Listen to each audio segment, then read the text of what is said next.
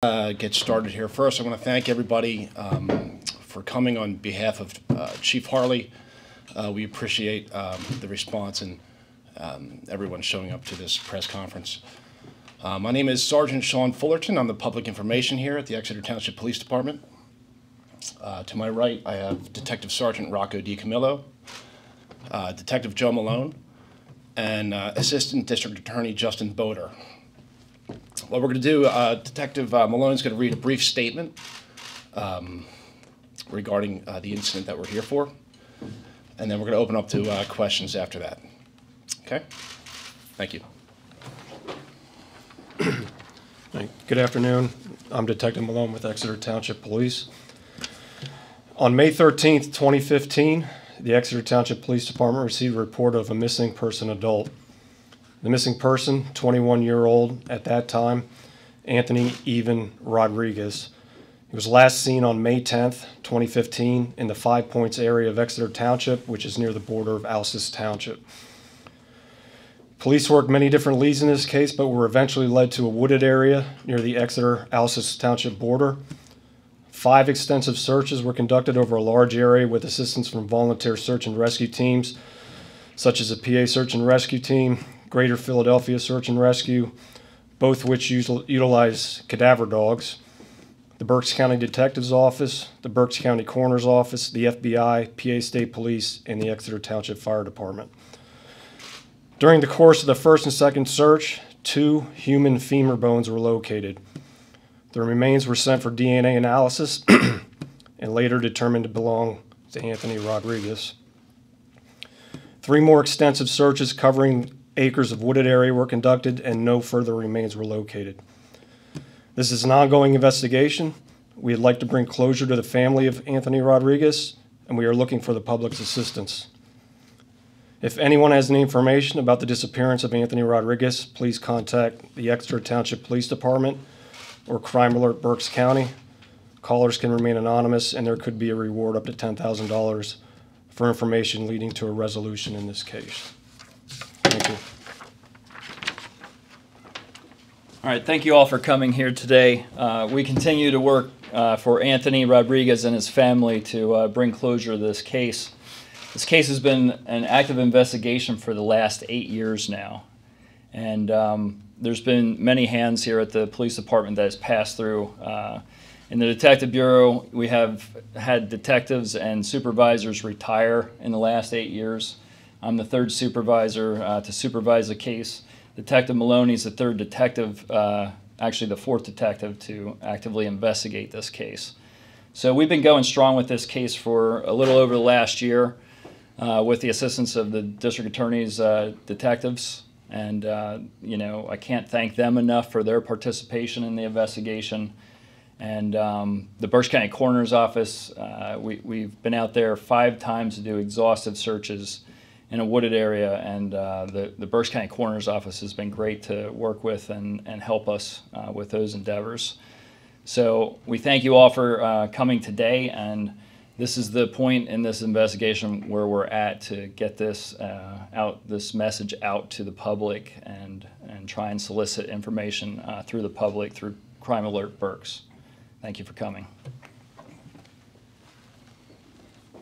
And again, we have a great police community partnership, so that's why we're here, as the Detective Sergeant said. We're trying to get some information from our public, trying to get the word out there. If anyone has any information about this case at all, please contact us, get a hold of Crime Alert, and maybe we can bring this thing to a close. We'll open up to any questions if anybody has them. Caitlin? Okay, so you did multiple searches, and I apologize if you already said this, but what was the time frame, like in years or months, or how recently, when you actually found these bones? Yeah, so the remains were found. Yep. So the remains were found in 2020 by one of our detectives who was actively investigating the case then. We had dogs up there that very day, and it was at the end of the day that Detective Davis then, he was promoted out of his position. He got promoted to sergeant, and he found both of the femurs in the wooded area. When were they identified as being Mr. Rodriguez? Well, we had to send them out to a lab. DNA takes time to confirm, and it was a few months later that it was a positive identification to the missing person. Can you describe, were the bones together, how far down in the ground they were? Were they under leaves? What the? They were found on the surface, like almost like if someone stepped on them, that they would be pressed into the surface of the ground, but they weren't buried. There was nothing really on top of them, based on what I saw, the photographs of when they were found. And how many yards would you say they were from each other? Probably 20 yards apart from each other in a wooded tree line. Was there anything about the condition of the bones that indicated his manner of death? There's not. So the bones were examined, and there was no animal disturbance on the bones, and there was like no cut marks or anything like that found on the bones to indicate like a manner or cause of death. Are you treating this as a homicide? Well, we're treating it as a criminal investigation because we don't have all the answers that we want. What led Detective Davis, or what led police to this area? Like I said, he was actively investigating the case, and he was talking to people, and he followed the steps of where Anthony was last seen walking, and that's what led him to that wooded area down there. Any theories as to how he could find the femurs and no other remains of the victim? Well, we have a lot of theories, but we don't have information. That's what we're looking for. You've been very clear that you're looking for information, I know, but if you've known where he was last seen, was he seen with anybody? No, he wasn't. He didn't walk away with anyone else. He was alone when he walked away from where we last know he was. And where was that? In the area of 5 Points.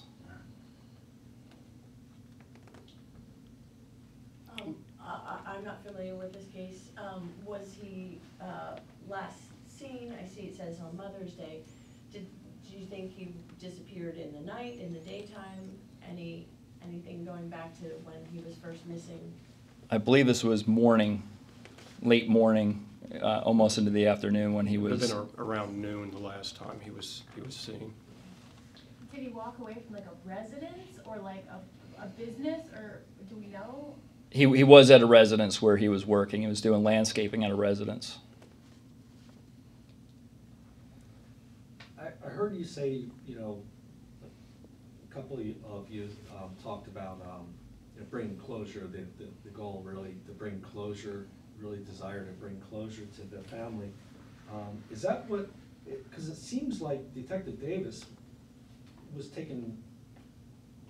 diligently trying to investigate by going to the lengths of retracing the steps of this young man. I guess I'm wondering what was the urgency like in 2020 that was, not that there wasn't urgency in the very beginning, but there must have been some period of. Right. You want to elaborate? Detective Davis was following a lot of different information, and some of the information he got finally led him to lead him in that direction. Up until that point, there were multiple theories, people coming up with different stories about what might have happened to him, and eliminating those, and he got this tip, and that's where it led. Is technology, has it come to the point where, we've seen this with other agencies like state police, where, with the ability to do DNA testing, more sophisticated technologies are available, and although it's time consuming, is that, finding these remains was well, obviously, you're looking for remains of someone missing, but can you talk a little bit about how important it is to this bringing closure in relation to the technology that's available? Yeah, so technology has come a long way with DNA, and it does go quicker. It's still timely, but it is quicker, and it gave us confirmation, in this case, that it's the missing person we're looking for. But I mean, the fact is, it was human remains found in a wooded area. So to go back to your other question, though, about how Detective Davis ended up there, so initially when Anthony went missing, you know, eventually we figured he'd turn up somewhere, you know, whether he ran out of the area or whatever. And, you know, when he hadn't turned up after, you know, several years, you know, the case was taken over by Detective Davis, and, you know, he just started back at square one and started going at it another direction with a fresh set of eyes. And that's how he ended up down there. With the aspects with the DNA, was it compared to like the genealogy sites? I know people have used that in the past, or was it relatives who provided DNA? What was it compared to? Do you know? I'm sorry, what, can you? With his DNA, like how did you know it was Anthony? Was it like relatives who had volunteered the DNA? Was it genealogy sites? His mother. Okay. Ballpark, how many cold cases like this one does Berks have? How many does Exeter have? And with full respect to Mr. Rodriguez and to your good efforts, they're all important. Why are we talking about Mr. Rodriguez today, specifically? So we never considered this a cold case. Okay. We have been actively investigating this from the day he went missing. Now, information developed, you know, the discovery of his partial remains developed, so that changed things. But I don't ever consider this as a cold case. And right now at Exeter Police, we don't have any other cold cases.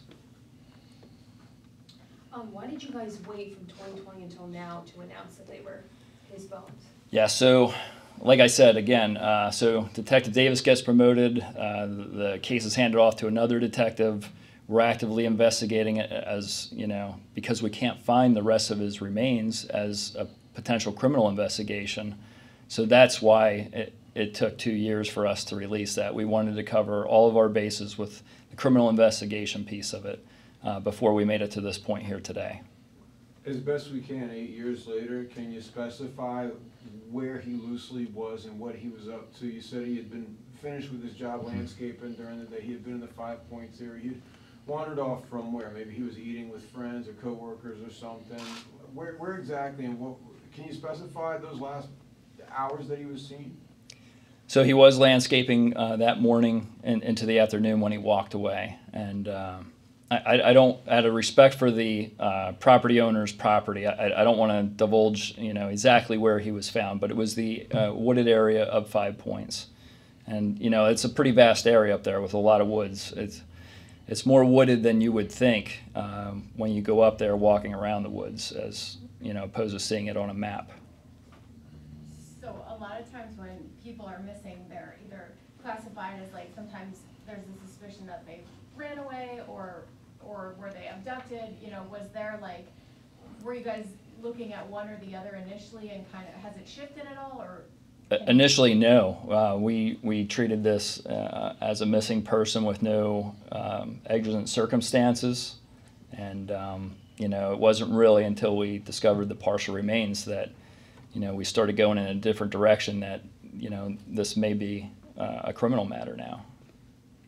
Is it fair to say you've reached the end of your investigative rope in terms of what's available evidence? No, we're not by any means at the end of the investigation. This is just a stage of the investigation where we're at, that we want to get it out to the public as far as we can. Still leads coming in? Are there still leads coming in? Well, I wouldn't say there's active leads coming in. You know, we've gone a lot of different directions and spoke to a lot of people, but right now we want to solicit more leads.